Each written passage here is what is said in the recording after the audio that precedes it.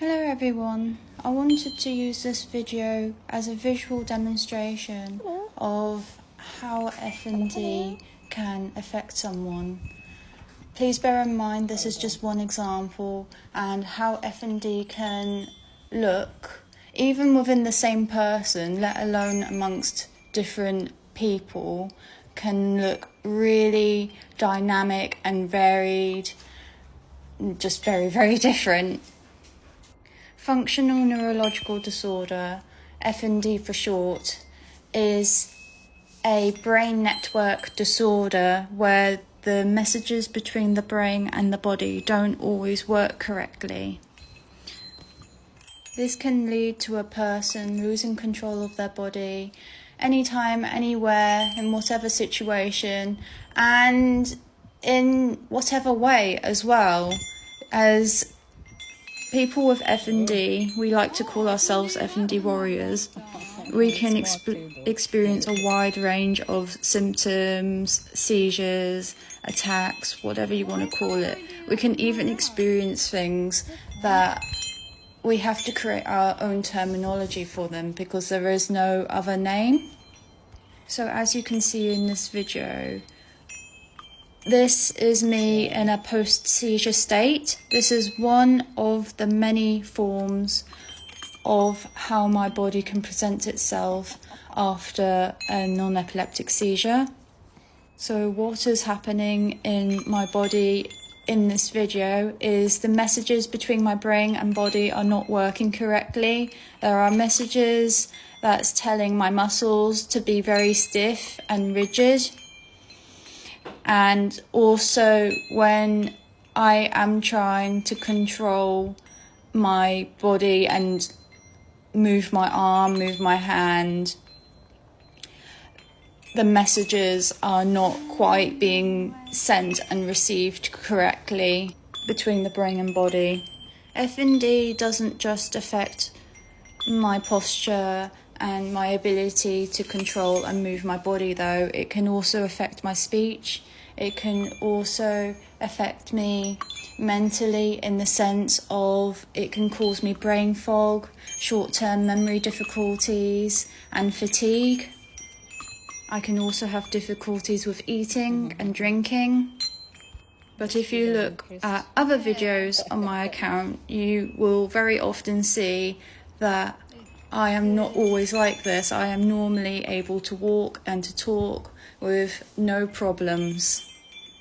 And that is one of the ways in which you can experience life with F&D. So with me, it is a case of sometimes I am what I call fully functioning and well, and all it would take is for an ambulance siren, for me to eat spicy food, to get too hot or too cold, or some other kind of trigger, and then boom, my body completely changes and I end up in a state like this, or in a similar but different debilitating state for several hours, sometimes for the rest of the day.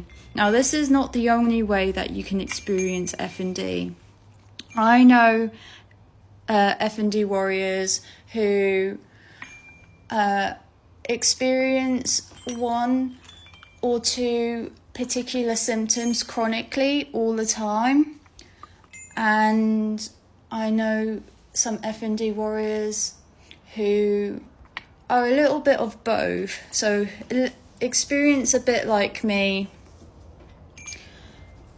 where sometimes they can control their body and sometimes they can't, but could also experience chronic symptoms or even just long-term flare-up of symptoms. For example, it is possible with F&D to wake up one day and just lose your ability to walk and stand, and to never know if you are even going to get that ability back. So yeah, that is how diverse and complex and unique F&D is. Unfortunately, F&D is not very well known, despite it being the third most common condition to be diagnosed in the neurology department.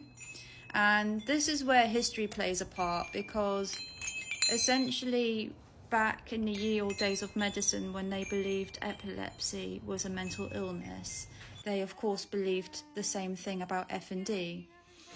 Yes, FND is not a new condition, and FND was not caused by the pandemic. However, there was a flare-up of more people getting FND during the pandemic. FND has been around for many, many years, possibly even as long as autism, I don't know. But this is not a new condition, this is a very old condition. The only difference is that epilepsy has had enough awareness and attention and funding to research for everybody to know what is true and what isn't true about the condition, and to develop medications and treatment plans for epilepsy. Sadly, the same has not happened with FND.